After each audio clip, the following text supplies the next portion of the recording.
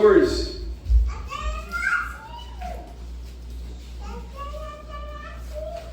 O apóstolo Paulo ele diz assim, meus irmãos: por essa razão eu me ponho de joelhos diante do Pai, e que em toda a família, nos céus e na terra, recebe o nome. Peço a Deus que, segundo a riqueza da sua glória, conceda a vocês que sejam fortalecidos com poder mediante o seu Espírito no íntimo de cada um. E assim, pela fé, que Cristo habite no coração de vocês, estando vocês enraizados e alicerçados em amor. Isso para que com todos os santos vocês possam compreender qual é a largura, o comprimento, a altura e a profundidade, e conhecer o amor de Cristo, que excede todo entendimento, para que vocês fiquem cheios de toda a plenitude de Deus. Ora, aquele que é poderoso para fazer infinitamente mais do que tudo que pedimos e pensamos, conforme o seu poder que opera em nós, a Ele seja a glória na igreja em Cristo Jesus por todas as gerações e para todos sempre. Amém. Que o Senhor Deus possa falar mediante o seu Espírito a nós essa noite, pela sua palavra. Meus irmãos, Paulo está escrevendo essa carta para a igreja, supostamente a igreja de Éfeso. Há um mistério se é Éfeso ou não a igreja que recebe essa carta, até porque as cartas do Novo Testamento são direcionadas a várias igrejas, meus irmãos. Apesar de ter um destinatário ali, as cartas acabavam circulando para que os irmãos de toda a região onde havia uma igreja de Jesus Cristo recebesse a orientação que ali estava sendo dada. Com essa carta não é diferente. Paulo compartilha aqui com alguns irmãos a respeito de algo muito específico. A carta aos Efésios é uma carta a respeito da igreja, o propósito misterioso de Deus para a igreja. Tem uma palavra que Paulo gosta aqui em Efésios, é mistério. Ele gosta de falar de mistérios. E em geral, quando ele fala de mistérios, ele está falando de coisas que transcendem, às vezes, a nossa compreensão. Até porque mistério é algo que nós não conseguimos compreender completamente. Se compreendêssemos, não seria mistério, seria um fato concreto. E ele coloca como mistério justamente o propósito que Deus tem para a sua igreja. Olha, ele vai traçar aqui uma definição das suas primeiras cartas, dos primeiros capítulos dessa carta. Ele vai trazer a esses irmãos, explicar para eles como funciona a salvação. Essa salvação, a qual Paulo diz que é um plano eterno, transcende esse mundo, é algo que está lá na eternidade já traçado. O plano de salvação não é algo que surge como um plano B diante da queda de Adão e Eva, mas é algo que desde a eternidade estava traçado nos planos de Deus, é um fundamento eterno do nosso Deus. E parte desse mistério que Paulo revela aqui para nós é justamente essa salvação efetuada por Deus através de Jesus Cristo. Paulo também destaca ainda nos capítulos iniciais de Efésios que esse mistério, essa salvação, ela reúne judeus e gentios. E talvez os irmãos não sei quantos estão assimilados com esses conceitos e com a complexidade dessa unidade, meus irmãos. Porque unir judeus e gentios é um desafio, meus irmãos. Judeus eram um povo lá do Antigo Testamento, aqueles que obedeciam à lei. Gentios são os estrangeiros. Em geral, eles não se bicam. Em geral, eles não conseguem conviver. Atos dos Apóstolos mostra bastante o confronto, as dificuldades que vão ter na igreja quando os judeus e gentios tiverem que começar a se juntar. No entanto, a igreja é uma junção de judeus e de gentios. Pessoas diferentes, de diferentes personalidades, de diferentes origens, de diferentes histórias, reunidas no mesmo propósito. Paulo também mostra que faz parte desses mistérios, desse mistério salvífico, faz parte também a unidade que se estabelece quando se juntam essas pessoas. Apesar de estarem no mesmo espaço, é possível nós não sermos unidos, meus irmãos. A gente poderia estar dentro do mesmo espaço físico e não sermos unidos. Ficarmos igual o óleo e a água no mesmo recipiente. Não se junta, está no mesmo ambiente, mas não se junta. Mas não é isso que acontece com a ideia de igreja.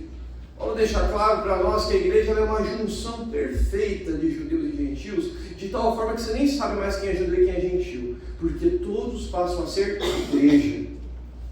Não existe mais distinção de povos ali dentro. Todos são igreja. E toda essa compreensão, meus irmãos, leva a Paulo a orar.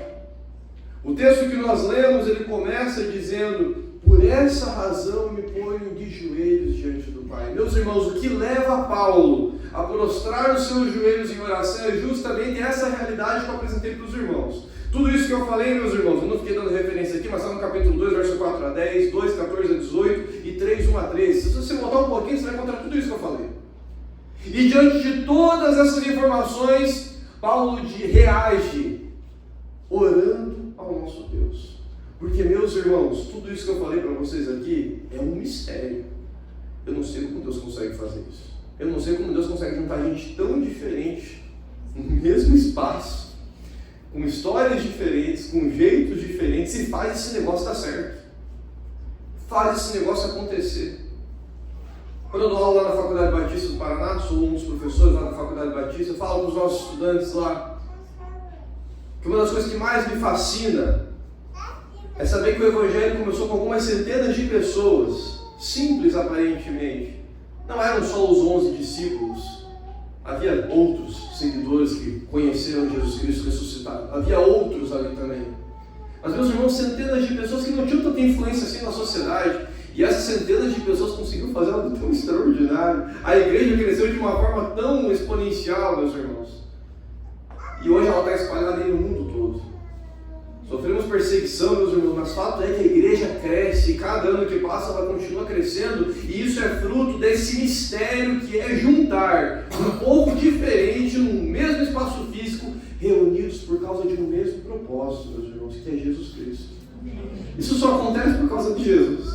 Ah, meus irmãos, se não fosse Jesus, você não teria saído da sua casa e vindo aqui nessa igreja nessa noite. Se não fosse por Jesus, eu e minha esposa não teríamos viajado até Joinville. Se não é por Jesus, meus irmãos, a gente não exerce nossos dons e talentos na igreja. Se não é por Jesus, a gente não permanece firme naquilo que o Senhor designa nas Sagradas Escrituras para nós. A gente não vem para a igreja simplesmente porque é legal ir para a igreja. A gente vem a este lugar, meus irmãos, porque Jesus Cristo nos chamou, nos redimiu, nos purificou dos nossos pecados e nos dá orientação para congregarmos. Ele diz, vai lá no meio de todo aquele monte de gente e seja igreja junto com eles. E isso é maravilhoso. Eu falo isso, meus irmãos, mas é uma bênção ser igreja. Eu não consigo imaginar, apesar de ter momentos em que na minha adolescência e juventude me afastei um pouco, não da igreja, mas me afastei da presença de Deus. Eu não lembro um momento da minha vida longe da vida de igreja, meus irmãos. Ser igreja, apesar dos desafios, é um troço maravilhoso. Então ainda tem esse plus, esse mistério ainda é prazeroso, tem seus desafios, mas é muito prazeroso. Essa é a realidade que leva o apóstolo Paulo a orar. E ele faz aqui, meus irmãos, uma série de orações. O trecho que nós lemos é a oração de Paulo pela igreja que está vivendo esse mistério. E eu quero fazer dessa oração de Paulo oração aqui para a igreja da Comunidade Batista Esperança. Essa igreja que é parte desse corpo, dessa realidade que Paulo está retratando aqui em Efésios. Aqui nós temos pessoas de várias histórias, reunidas de uma forma misteriosa. Estava vendo aqui o testemunho, pastor Gaso. Orçamento apertado e de repente Deus vai abrindo as portas e o orçamento apertado virou aí um grande recurso que está sendo usado para abençoar a comunidade. Meus irmãos, isso é Deus. É Deus que faz essas coisas. Eu lembro que foi Deus que ergueu essa igreja, meus irmãos. Nós não tínhamos condição de erguer essa igreja 6 anos atrás. Nós não tínhamos condição. Não tínhamos condição financeira nem de ser emancipados. E Deus fez isso acontecer, meus irmãos. E está há 6 anos acontecendo. É Deus. É Deus que faz acontecer. A obra é dele. E ele faz acontecer essa obra, meus irmãos. E diante disso, eu quero fazer a oração de Paulo por essa igreja e trazer algumas reflexões nessa oração de Paulo para a Igreja Comunidade Batista Esperança. Para que essa seja cada vez mais a realidade desta igreja. Que a oração de Paulo seja cada vez mais uma realidade presente aqui nesta maravilhosa igreja. Uma das coisas que Paulo pede nessa oração é que a igreja seja fortalecida com poder. Peço a Deus que, segundo a riqueza de sua glória, conceda a vocês que sejam fortalecidos com poder mediante o seu Espírito no íntimo de cada um. O poder, meus irmãos, é um pré-requisito. É a primeira coisa que Paulo pede. Que a igreja tenha poder. Essa palavra poder ela é utilizada antes por Paulo. Lá no capítulo 1, versículos 18 a 20, Paulo também usa a expressão poder. E lá poder, meus irmãos, está sendo associado à ressurreição de Jesus Cristo. Paulo fala que o poder de Deus é o que fez Jesus Cristo ressuscitar. O mesmo poder, esse é o poder que fez Jesus Cristo ressuscitar dos mortos. Paulo olha que esse poder que fez Cristo ser ressuscitado, esse poder vinha sobre a igreja. Meus irmãos, você tem dimensão do que é esse poder? Fez Cristo ser ressuscitado. A morte foi vencida através desse poder. Esse mesmo poder é concedido à igreja de Jesus Cristo aqui. É um pedido de Paulo sobre a igreja de Jesus Cristo. É um poder que está além da nossa compreensão, meus irmãos. É um poder que transcende o natural. Vai além do nosso natural. Esse poder, meus irmãos, é um poder que se manifesta pela ação do próprio Espírito de Deus atuando no meio da sua igreja. Meus irmãos, a gente tem o hábito de dizer que Atos é Atos dos Apóstolos. Creio que vocês já aprenderam isso aqui na igreja. Meus irmãos, apóstolos é o que menos importa ali no livro de Atos. Na verdade, você pode até tirar eles de cena, não importam eles. Não precisa nem dar título, não precisa nem dar nome para eles.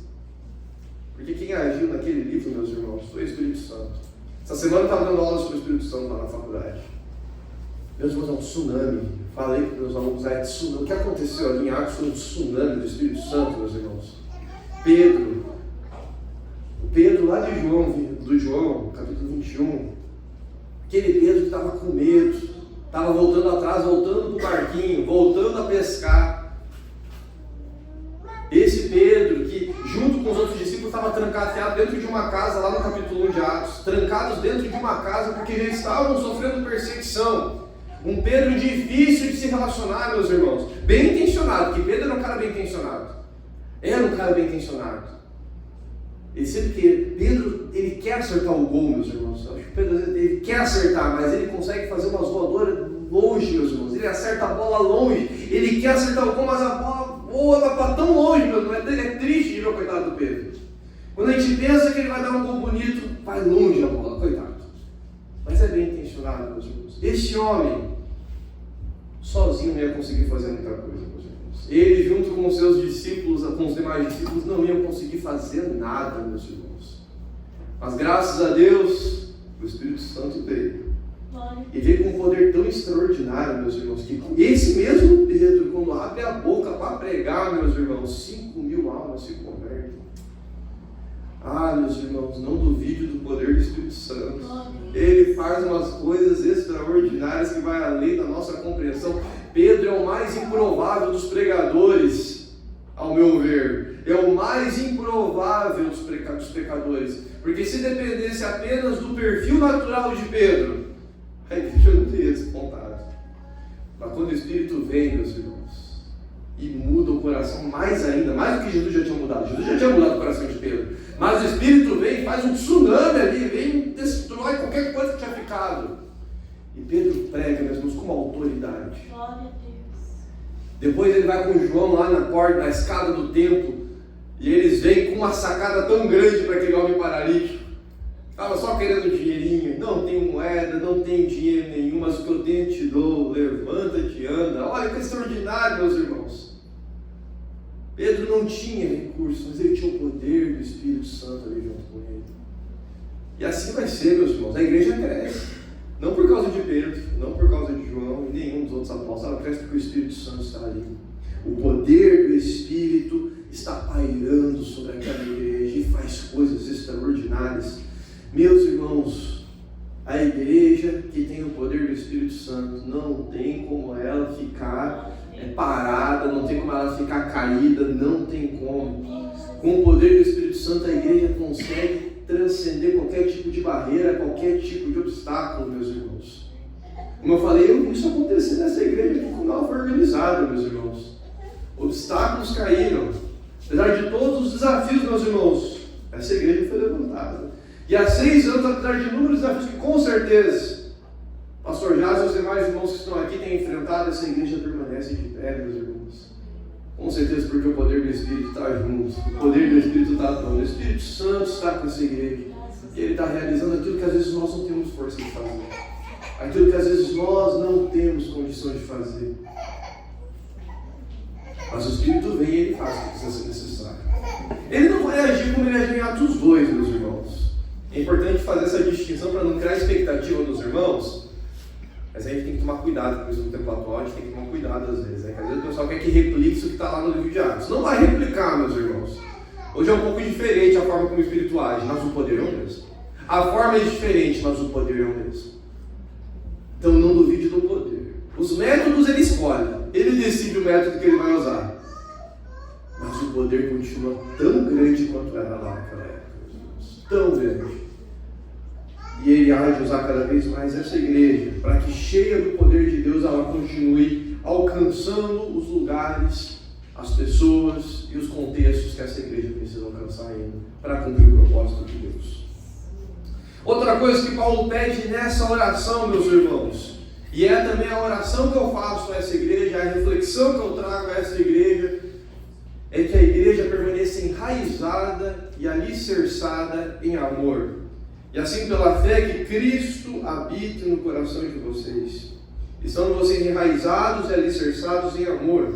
Isso para que com todos os santos vocês possam compreender qual é a largura, o comprimento, a altura e a profundidade. E conhecer o amor de Cristo que excede todo entendimento. Para que vocês fiquem cheios de toda a plenitude de Deus. E assim pela fé Cristo habite no coração de vocês. Estando vocês enraizados e alicerçados em amor. Como eu falei, meus irmãos, um dos grandes mistérios da igreja é juntar judeus e gentios, é juntar pessoas de diferentes histórias no mesmo espaço físico. Só que, meus irmãos, como eu falei também, não basta essas pessoas apenas estarem no mesmo espaço físico. Essas pessoas elas têm que virar um único povo. E isso só é possível, meus irmãos, quando de fato nós estamos enraizados e alicerçados no amor que há em Cristo Jesus. E assim, pela fé que Cristo habite em vocês, estando enraizados e alicerçados em amor. A palavra enraizar e alicerçar, ela nos traz a imagem de um edifício e de uma árvore, meus irmãos. Não tem como uma árvore crescer se ela não está bem enraizada. Minha esposa me lembrou, nós tínhamos 3 palmeiras na nossa casa. Nós temos a nossa casa aqui no final da rua. Nós tínhamos 3 palmeiras ali. Já muito, inclusive estava vendo a palmeira que ficou, né? 2 foram levadas embora, 2 foram destruídas pelos inquilinos, mas uma permaneceu. E ela está imensa, meus irmãos. Mas uma delas a gente precisou arrancar, o inquilino precisou arrancar mesmo. Uma eu lembro que precisava ser arrancada. Porque, meus irmãos, a raiz foi tão fundo, mas tão fundo que quebrou todos os cantos. Destruiu os cantos tão fundo que foi as raízes da nossa palmeira. E a árvore cresce, meus. A árvore está ali, daqui a pouco vai pegar o muro ali da parte da nossa saída, porque está crescendo com um troço lindo a árvore. Queria arrancar aquela árvore legal para o nosso terreno lá em Curitiba, não vai dar para arrancar, não vai caber. Está linda aquela palmeira, uma coisa mais linda. Mas as raízes são grandes também. E devem estar bem fundos ali. Porque quando estava pequenininho, arrebentou meus cantos. Para a árvore conseguir se desenvolver, meus irmãos, tem que ter raízes fundas. Da mesma forma, ele traz o alicerce. Não tem como um prédio crescer se não tiver um alicerce forte. Nós estávamos querendo, um tempo atrás, fazer mais um andar na nossa casa lá em Curitiba. Nós vamos fazer mais um andar. Eu sou leigo em construção civil, mas os que me conhecem, quem sabe, sou uma negação, meus irmãos, uma negação em qualquer coisa que envolve construção civil. Mas a gente queria erguer a casa e ela bota eu para resolver essas coisas, né? O pior erro que ela faz na vida dela é botar eu para resolver essas coisas. E aí eu descobri que não dá para simplesmente erguer, porque tem que ter um peso adequado para erguer. Parece que é tão banal, mas para mim é uma coisa nova. Tem que ter um peso, tem que ter uma estrutura toda na minha laje para a gente conseguir erguer a casa. Porque para conseguir fazer o que queremos fazer tem que ter um fundamento, tem que ter um bom alicerce. Não só o fundamento da laje, todos os outros fundamentos da casa tem que estar bem firmados também. Achei muito difícil desistir, meus irmãos. Falei que não vou erguer nada. Eu não entendo nada disso, não vou erguer nada. Deixa do jeito que está. Melhor deixar do jeito que está, que é mais fácil. Não vou entender nada disso aqui. Porque se não há um bom alicerce, não tem como erguer, meus irmãos. E por que Paulo traz essas ilustrações, meus irmãos? Porque, de fato, se as nossas raízes e os nossos fundamentos não estão em Cristo Jesus, meus irmãos, não vai ter como a gente viver o verdadeiro amor. Meus irmãos, sem Cristo Jesus, não temos como viver um pleno amor entre as pessoas. Não tem como. E é possível estar numa mesma igreja, meus irmãos, e não viver o amor. Esse era o problema de Corinto. A igreja de Corinto, meus irmãos, era uma igreja, parece que grande. É uma igreja que conseguiu se dividir em várias facções, meus irmãos. Então imagina que era uma igreja grande, mas se dividiu em vários grupinhos, em várias panelinhas. Lá no capítulo 12, naquela igreja. A igreja tem vários dons entre si ali. Tem gente que profetiza, tem gente que cura, tem gente que aconselha, tem gente que é hospitaleira, tem gente que fala em língua esquisita, tem gente que interpreta as línguas esquisitas. A igreja é cheia de gente com os mais diversos dons. Mas no final da carta, no último versículo do capítulo 12, Paulo, mas meus irmãos, eu vou passar, busquem os melhores dons. E a partir de agora eu passo a lhes ensinar um caminho mais excelente. E aí Paulo inicia o capítulo 13. E ele fala que, uma síntese desse capítulo, que se qualquer dom existir, sem amor, de nada vale. O que Paulo está ensinando ali, meus irmãos? Qual que é os bastidores dessa história, meus irmãos? É possível ser uma igreja, mas estar dividido em vários grupos, com vários dons nesses grupos, mas sem amor, está totalmente dividido. Eles estavam no mesmo prédio, na mesma casa, mas não havia amor entre eles. Paulo deixa muito claro que praticar todos esses dons maravilhosos sem ter amor não serve de nada. O amor, meus irmãos, é algo que tem que acompanhar a igreja de Jesus Cristo. Só que para ele acontecer, a gente tem que estar enraizado, alicerçado em Jesus Cristo. Porque pela nossa própria força, meus irmãos, a gente não vai amar como a gente precisa amar para conviver como igreja. É só compreendendo plenamente Cristo Jesus, seu plano redentivo, seus propósitos, sua salvação. Só através disso, meus irmãos, que a gente vai começar a viver um verdadeiro amor. Só assim a gente vai começar a lidar com as pessoas, suportar as pessoas. Porque às vezes a gente tem que suportar, às vezes a gente não vai dar, às vezes a gente vai suportar. E suportar não é ruim, meus irmãos, é uma orientação bíblica.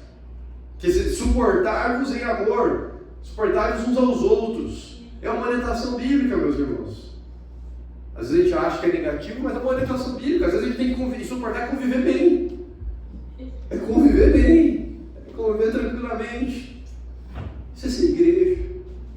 Talvez não vai ser os melhores amigos, mas vão conseguir conviver bem. Vão conseguir manifestar os dons juntos. Juntos vão viver os dons espirituais e juntos vão cumprir os propósitos de Deus. Aqui no Morro do Meio, onde mais essa igreja for encaminhada. Isso é ser igreja, meus irmãos. É interessante porque o amor é um conceito complexo, meus irmãos. Eu tenho muita dificuldade de lidar com o conceito de amor. Na verdade, existem vários conceitos na Bíblia que são muito complexos. É difícil a gente trabalhar com definições em alguns conceitos bíblicos. Mas uma coisa que tem, inclusive, me acompanhado recentemente, é que às vezes, na verdade, a Bíblia ela não nos convida a entender alguns conceitos, mas simplesmente a praticá-los, mesmo que não entendamos completamente. E a carta de Efésios é esse convite. Paulo várias vezes usa a expressão mistério, meus irmãos, porque tem coisa que não vai entender. É só para viver. Só ame. Você não entende como esse amor vem, você não entende como esse amor vai, às vezes você não entende os conceitos e tudo que está intricado, relacionado a ele, mas isso não importa, meus irmãos. O que importa é ame. Viva o amor. Isso é suficiente. A Bíblia é um livro prático, não é um livro teórico. A Bíblia é um livro prático. A gente que às vezes quer teorizar demais, porque na verdade os ensinamentos das Escrituras são ensinamentos práticos, para a igreja viver de forma prática e aplicar isso no seu dia a dia. E a terceira oração que Paulo faz aqui, que eu quero deixar para essa igreja, está no verso 19, para que a igreja seja cheia da plenitude de Deus. Paulo diz, para que vocês fiquem cheios de toda a plenitude de Deus, aquele que é poderoso para fazer infinitamente mais do que tudo que pedimos ou pensamos. Conforme o seu poder que opera em nós, a ele seja a glória, na igreja e em Cristo Jesus por todas as gerações. Meus irmãos, ser cheio da presença, da plenitude de Deus, no meu entender aqui nesse texto, é ser identificado com o próprio Deus. É ser identificado com o próprio Senhor. Ao entendermos que nós temos que viver esse mistério que é ser igreja, meus irmãos, a gente vai se misturando e se relacionando e se vinculando ao outro de uma forma tão misteriosa e amorosa, que as pessoas, quando adentram nesse espaço relacional, elas se surpreendem, porque parece que elas estão vendo aquilo que elas buscaram a vida inteira e ainda não tinham achado. Elas veem um amor, elas veem uma presença, elas veem um poder que não vem de pessoas comuns. mas que vem do próprio Deus. Ser cheio da plenitude de Deus é ser confundido com a própria presença dele neste mundo, meus irmãos. Se tornar um caminho para que as pessoas de fato conheçam o nosso Deus. E isso traz glória para o Senhor. No final das contas, Deus é glorificado quando nós vivemos a plenitude de Deus na nossa realidade de igreja. É extraordinário, meus irmãos, quando pessoas adentram os espaços relacionais de uma igreja.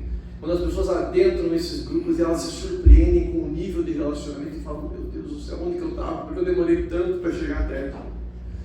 Quantos relatos de pessoas que são alcançadas pelo testemunho, que escolhem permanecer porque veem nas relações que há entre as pessoas que compõem o corpo de Cristo um testemunho tão extraordinário do poder de Deus. Um amor tão extraordinário que elas querem conhecer mais. E lá elas vão permanecer de tal forma que o Espírito Santo vai conquistá-las. O Espírito Santo vai gerar uma obra de conversão na vida delas.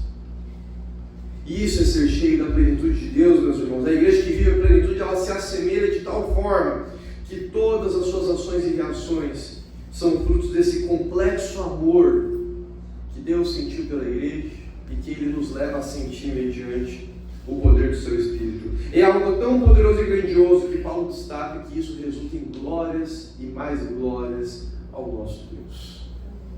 Que essa igreja seja cada vez mais cheia da plenitude do nosso Deus. Amém. Que as ações, reações, planos e propósitos sejam cada vez mais aqueles que o Senhor tem colocado nessa igreja. E de tal forma que as pessoas, quando olharem para essa igreja, de fato, vejam o nosso Deus. Conheçam o nosso Deus e se rendam a Ele. É para isso que a igreja existe, meus irmãos. Anunciar o nosso Deus nesse mundo. Proclamar a grandeza dele nesse mundo. Essa é a nossa missão. A gente faz isso de diversas formas, mas a essência é essa. Anunciar, pregar, proclamar o nosso Senhor Jesus Cristo aqui neste mundo. Recapitulando a oração de Paulo, que é a oração que eu deixo para esta igreja: sejam cada vez mais cheios do poder de Deus. Sejam cada vez mais enraizados e alicerçados no amor de Cristo Jesus, para viverem o amor uns com os outros. E sejam cada vez mais cheios de toda a plenitude de Deus, a fim de glorificarem o nome do nosso Senhor Jesus Cristo. Feche seus olhos, quero orar pela sua vida, orar por esta igreja. Essa igreja aqui, considero minha casa ainda. Sempre me sinto à vontade quando venho para este lugar, meus irmãos. Sempre me sinto muito bem estando aqui. Que a presença de Deus habite, de fato, no coração de vocês. E outros anos, e muitos anos, venham aqui no Morro do Ney, no São Marcos, conforme vocês têm orado e planejado, e em todos os outros lugares onde Deus enviar essa igreja. E de fato, Jesus Cristo seja glorificado. Que o poder do Espírito acompanhe, que o amor de Cristo Jesus esteja presente e vocês viram cada vez mais toda a plenitude de Deus. Nosso Deus, agradeço ao Senhor pela Tua palavra. Louvo ao Senhor pela Tua palavra, Deus. Louvo ao Senhor porque a Tua palavra, de fato, fala aos nossos corações. Ela fala ao meu coração, Pai. E como instrumento do Senhor, tenho o privilégio de poder compartilhá-la com essa igreja tão maravilhosa. Eu agradeço a Deus pela igreja Comunidade Batista Esperança, Pai. Essa igreja que é a casa minha e da minha esposa também. Um privilégio poder ter participado da organização desse lugar, Pai, e poder ver o crescimento, a expansão que o Senhor tem dado a essa igreja, Pai. Um privilégio, Deus, poder ver que de fato o Senhor tem agido nesse lugar de forma extraordinária, Senhor. E isso é glória, isso é para glorificar o Teu santo nome, Senhor. Não é para a glória de ninguém aqui, mas é para a glória do Senhor, porque o Senhor é o dono dessa igreja. O Senhor é o cabeça dessa igreja. As pessoas que a compõem foram compradas por um alto preço pelo Senhor Jesus Cristo. E o Senhor tem conduzido esse rebanho, Pai. O Senhor, como pastor supremo dessa igreja, tem conduzido esse rebanho para a glória do Senhor. E eu rogo, Pai, as suas mais ricas bênçãos sobre esta casa, sobre essas pessoas, esse povo tão abençoado que tem se reunido aqui no Morro do Meio. Nós sabemos os desafios que há em Joinville, Senhor Deus. Os desafios que há, na verdade, no estado de Santa Catarina, Pai. Um estado tão difícil para nós batistas alcançarmos. Mas, Senhor, a Tua igreja está aqui nesse lugar, Pai. E a tua igreja vem com o poder do teu Santo Espírito, proclamando as boas novas aqui no Morro do Meio, Pai, e disposta a crescer aonde o Senhor desejar, levando as boas novas do Senhor Jesus. Abençoa essa igreja com cada vez mais poder do teu Espírito Santo, a fim de continuarem anunciando as grandezas do Senhor onde o Senhor nos colocar, Pai.